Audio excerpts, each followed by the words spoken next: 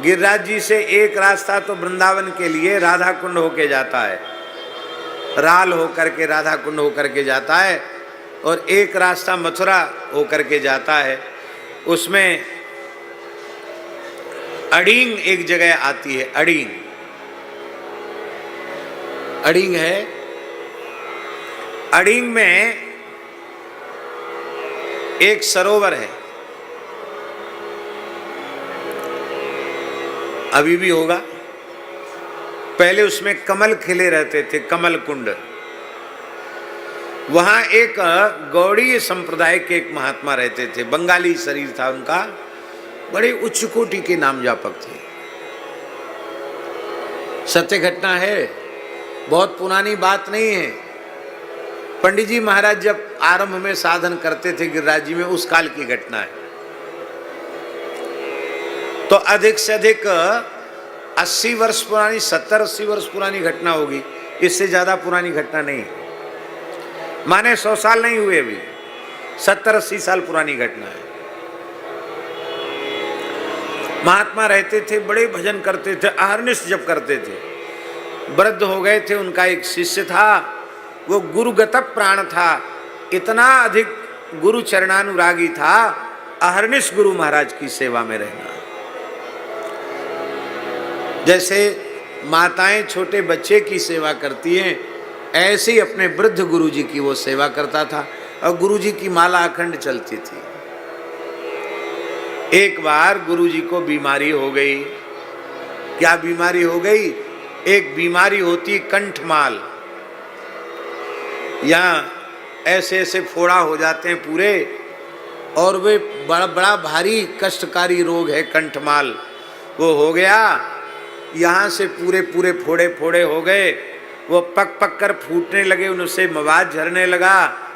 दवाई गोली के नाम पर महात्मा मना कर दे, बोले नहीं नहीं कहीं नहीं जाना, हरि नाम करो, हरि नाम करो, हरि नाम करो।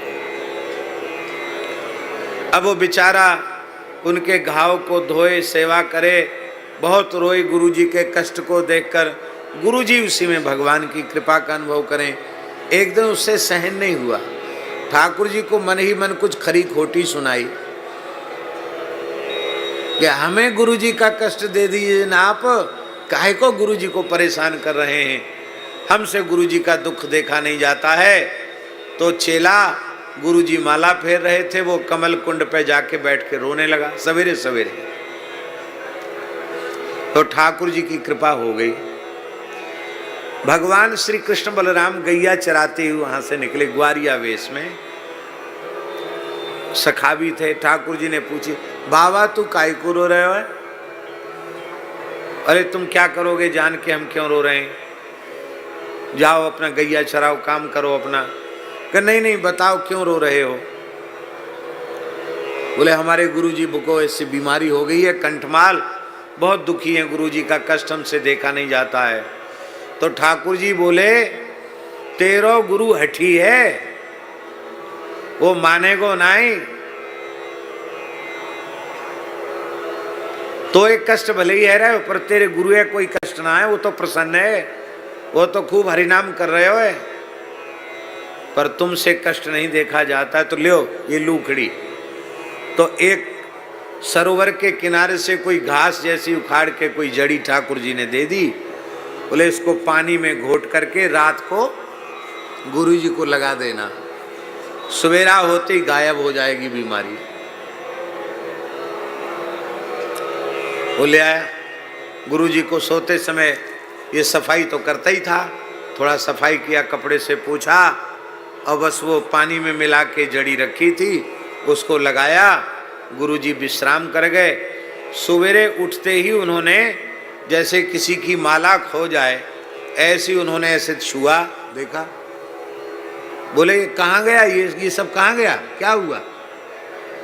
जैसे किसी की बहुत मूल्यवान माला खो जाए तो कंठमाल रोग के लिए बोले कहाँ गई ये बीमारी? शिष्य से कहा कहाँ गई? अभी भोग से उसका प्रारब्ध का क्षय तो हुआ नहीं था और बीच में ही ये चला गया रोग। कैसे चला गया? तू सत्य सत्य बता। शिष्य ने सारी बात सच्ची कह दी। तो गुरुजी बोले कि तुमने हमारा जन्म बिगाड़ दिया। अब हमारा संचित तो था नहीं, क्रीमाण का बंधन था नहीं, पर तेरी मूर्खता ने मेरे प्रारब्ध को शेष छोड़ दिया। तू सेवा में रहने लायक नहीं है, मैं तेरा त्याग करता हूं, चला जा, मुंह मत दिखाना।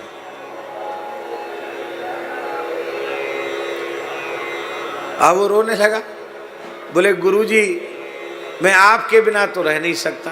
बोले नहीं नहीं तू जा जा, तू बस जा। भगा दिया उसको। वो बेचारा भोला भाला था। फिर जाके वही कमल कुंड के पास जाके वहीं बैठ के फिर रोने लगा। तो ठाकुर जी फिर सवेरे गैया लेके निकले। अब काय को रोवे, अब क्यों रो रहा है?